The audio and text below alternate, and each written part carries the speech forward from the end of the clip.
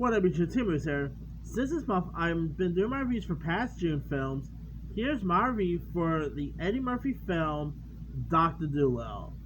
Dr. Dolittle premiered all the way back on June 26, 1998, and it was directed by Betty Thomas, and was pretty much, I guess say, was like Eddie Murphy's first foray into the family genre. Because obviously, like in the 80s, 90s, and all, he became popular with adult work, whether it's his work on SNL, raunchy films like Beverly Hills Cop, Coming to America.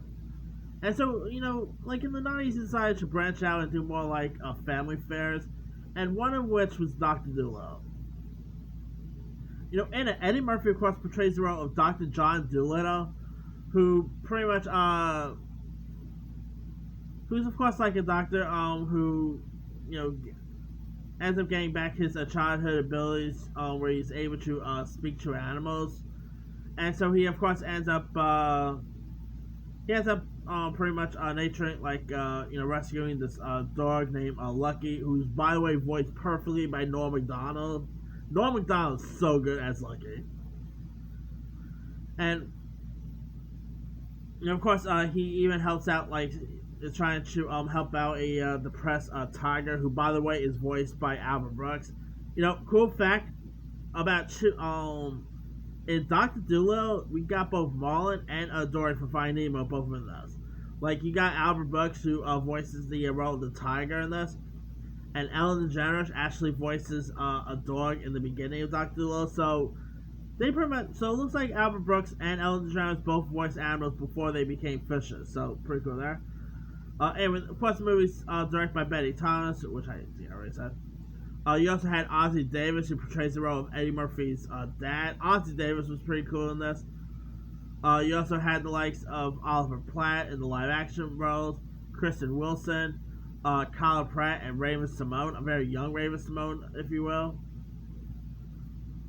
Paul Giamatti even had a little cameo in this. But the best part is probably the voice talent. You've got Chris Rock, who voices Ronnie, who's like this guinea pig, who is like owned by the Dolittle family. You also had the likes of Brian Doyle Murray was in this, who voices like badger. Gilbert Gottfried voices this compulsive dog. You even had John Leguizamo. Paul Rubens voices a raccoon.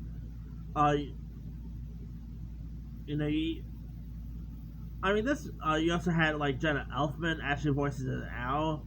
You even had Marge Simpson herself, Julie Carter, who voices a female pigeon here. John Lipnicki was also in this. You even got a drunk monkey. If you ever want to see a monkey get drunk, this is one for you.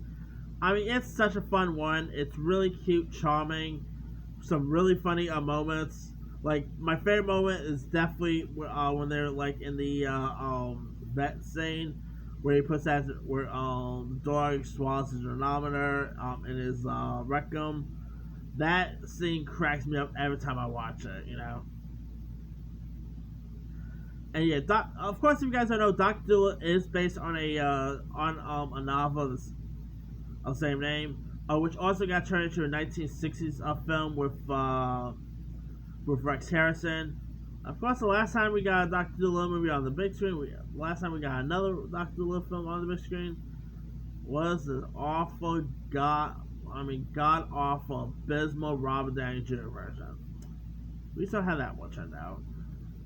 But yeah, I just simply love Dr. Dolittle. Of course, it has that iconic song, "If You Could Talk to the Animals." This movie makes you wonder, like, how, what does animals, what would, like, they sound like? How cool would it be if they communicate with you and all?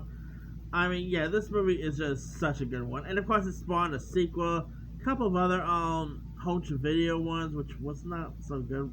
I like Kyle Pratt, but some of the sequels was not good at all. But anyway, let me leave you guys. Have you ever seen the first Dr. Dolittle movie? And so, whatsoever, were you a fan of it? Were you not a fan of it?